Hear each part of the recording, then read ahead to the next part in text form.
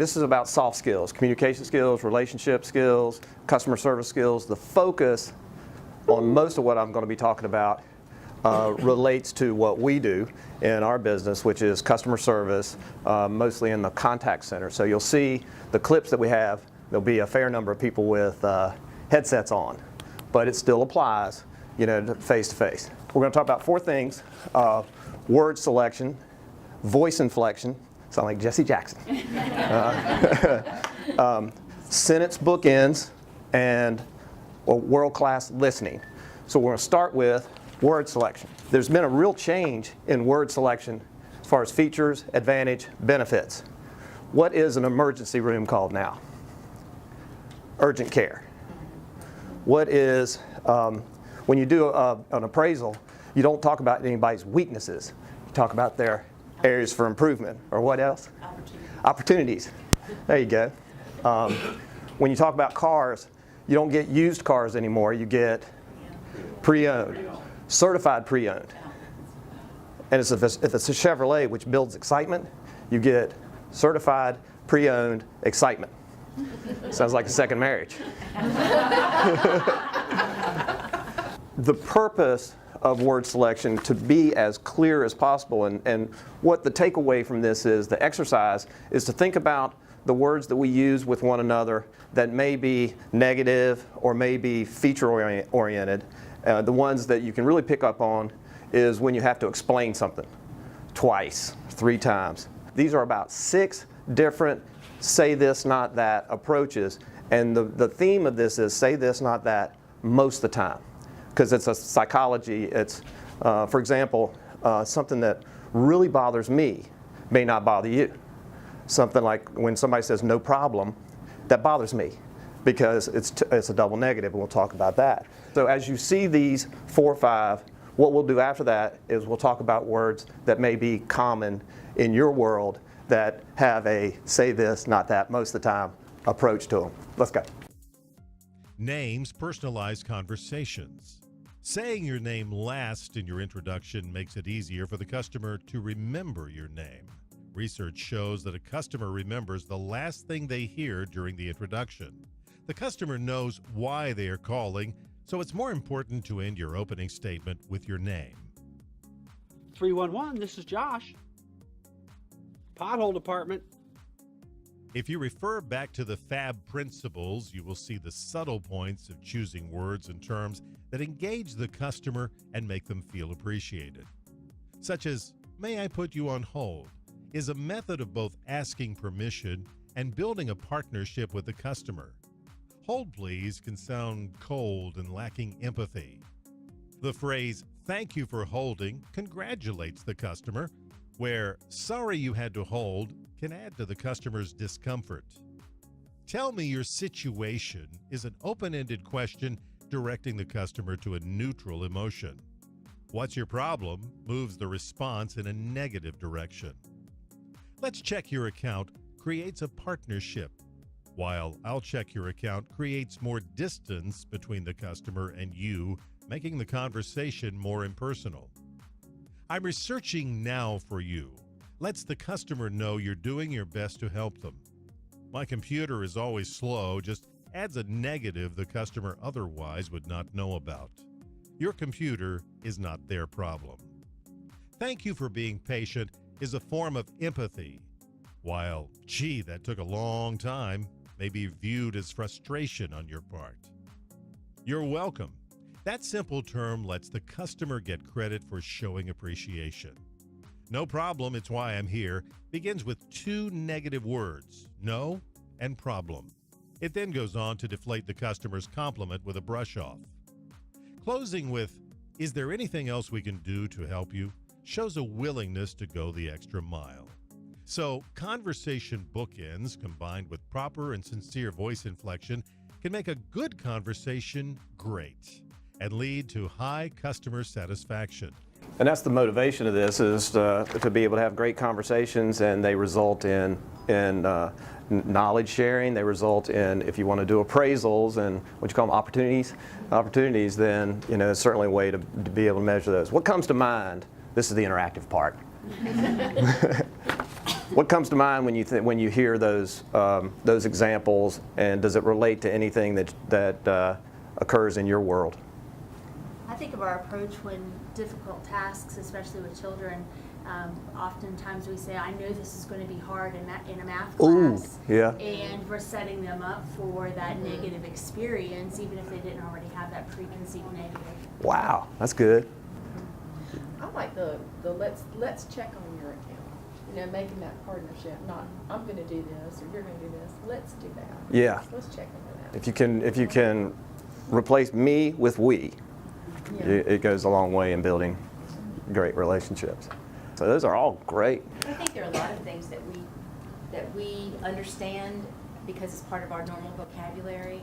Right. If we take a moment to explain it to whomever we're speaking with, I think will make a big difference. We have a lot of educational jargon, Right. Abbreviations, Yep. words that are not part of the normal vocabulary. We just are conscious of the fact that it may need to be explained rather than just. The program we have has 14 parts to it, and one of them is the exercise of taking internal language and converting it into external language. We hear things every single day, and what do you do when you want to explain it to somebody outside your world? Internal language is very important because it speeds up conversations, but at the same time, you got to know your audience for that. All right, great, that was very helpful. Voice inflection. There are 3 parts to a voice inflection, to the tone of your voice: rate, pitch, volume. Rate obviously is the speed of your voice. If you ever want to clock yourself, they say to be between 140 to 180 words per minute. The example we're going to show here is slower than that and significantly more powerful than you're hearing right now. The pitch is on the piano, the octave standpoint. They say you should range it only about 2 notes lower or 2 notes higher in your pitch as you do that. And then volume is the decibel level, and in areas like this you may need your playground voice, and then talking with doing one-on-one, you obviously want your softer voice. But the key to that is variety, and you know the Valley Girl. The Valley Girl is the one that always has his or her voice, end higher at the end of every sentence. And every now and then, if they do it too much, it becomes very annoying, and you stop listening to them, and nothing ever happens because all you're waiting, hoping they'll stop talking. And the other one is the mountain man, that does it the opposite. Is what at the end of every sentence it gets softer, and sometimes it gets too soft. You can't say it. Yeah. But it's also if done properly, it shows a level of confidence. To do it with enough variety so that you can, so you're interested in to listen to, but not so much that it's annoying. Here's an example. I have a dream that one day on the red hills of Georgia, the sons of former slaves and the sons of former slave owners will be able to sit down together at the table of brotherhood. I have a dream that one day, even the state of Mississippi, a state sweltering with the heat of injustice, sweltering with the heat of oppression, will be transformed into an oasis of freedom and justice. I have a dream that my 4 little children will one day live in a nation where they will not be judged by the color of their skin, but by the content of their character. I have a dream today. Voice inflection can help in getting your point across, and most importantly, being heard. Being heard. All right, let's go to sentence bookends. This is my favorite. Sentence bookends are the little things that you say at the beginning or the end of a sentence that can either be very powerful or very annoying, right? I mean, sometimes they do them too much, right? You know the person that does that all the time, right? So, the beginning of a sentence, starting every sentence off with "so," is the attorney in us, is the prosecutor of that. So we all have them. It's just a question of being able to recognize them. Key word of today is awareness. and to be able to find that. A good exercise for this is to have a piece of paper, and every time you hear a sentence bookend, write it down. And you'll hear more from other people that you can then put the mirror on and say, hey, I do that. That's one of the things that I can improve on. And this is a great exercise to ask other people, what do I say that is at the beginning or end of a sentence that may be working for you or be annoying? They'll tell you. They'll figure it out real quick. All right, let's get an example of that. What? What's up, dog? Not much, dog. What's up with you? I'm here to pick up Casey, you know what I'm saying? Well, I'm awake and I speak English, so yeah, I do know what you're saying. What's your name, man? Scotty P, you know what I'm saying? Again, I do know what you're saying, but I appreciate you continuing to check in with me on that. And I love the response where he says, well, I do speak English and I'm awake. So yes, I do know what you're saying. You know? So these are just the things that we can do to analyze what we say as far as sentence or conversation bookends. And the key to this is just like the key to voice, for voice inflection. It's variety. I get on your nerves when I say right at the end of every sentence. But if I say it once, does that help? And then the third time I say, is that okay? And the fourth time I say, are we going on the right direction? Anything but saying the same thing over and over again. The keys to that, one of the keys that most of us have is we say the three stooges of speech, which are and and You know, you ever hear the one side of a cell phone conversation? Love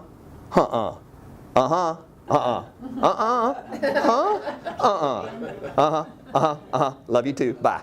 You know, so those are the kinds of things. So sentence bookends, conversation bookends, they're very powerful to be aware of them. All right, last thing we've got is world-class listening. There are 4 things to do as far as world-class listening. The number one thing is commit to it. Be totally aware that we need to work very hard to be listeners. Have you ever been to the situation when you have a great conversation? Of course. Have you ever been in a conversation where it's really just 2 parallel monologues? Where there's no combination to the, no correlation to it? I'm talking about my car and you're talking about your motorcycle, or I'm talking about yesterday and you're talking about tomorrow, and they're parallel monologues is what I would refer to those to.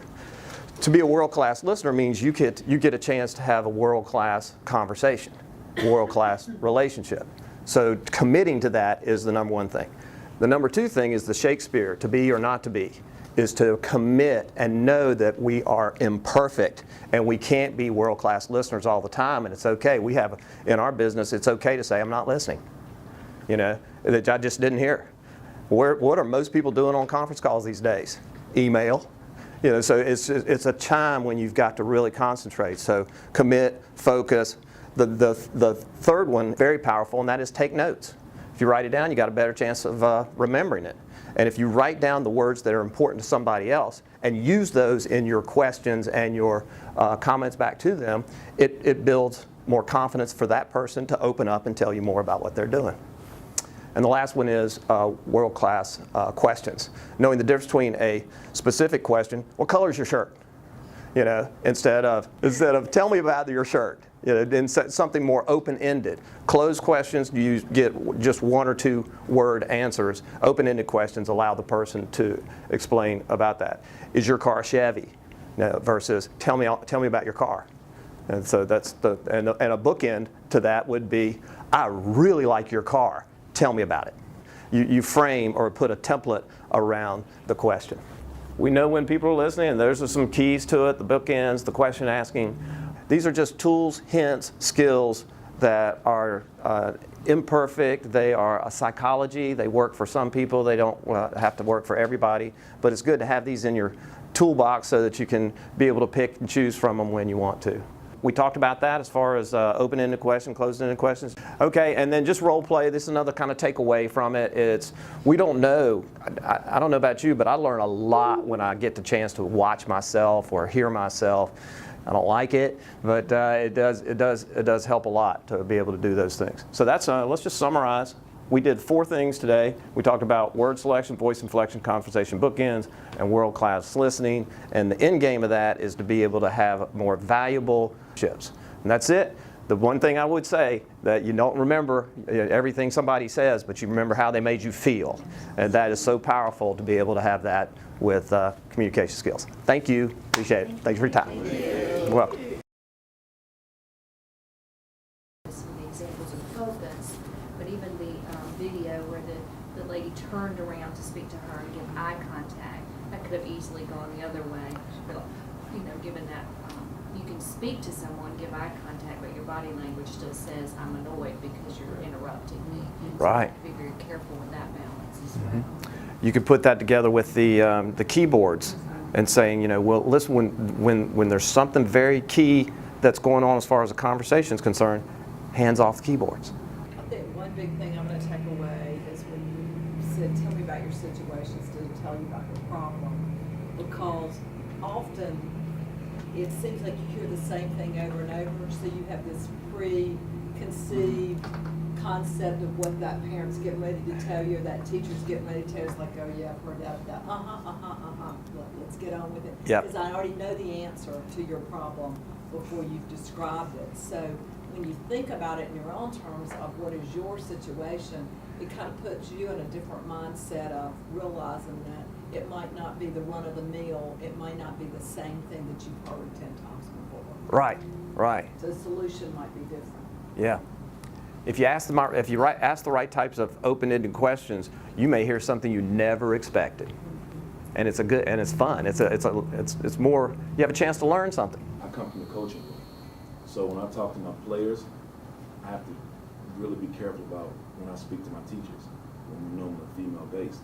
So when I'm talking to my players, I could use a lot stronger decibel level. Yeah. When I speak to them, and when I use an expression, so our coach is really into this conversation he's giving us, right? Yeah. If I speak to for the women, not with teachers, it's like he's coming down on me. I can't believe he said that. So you got to be really conscious of that, really quick. And that's some of the things that I struggle with at times. It's going from this arena to the next one, and sometimes they overlap, and you end up getting yourself in a little bit of trouble. Because a lot of people aren't aware of it. They don't even think about it. They got one speed, one voice all the time. They don't realize they got 100 different audiences.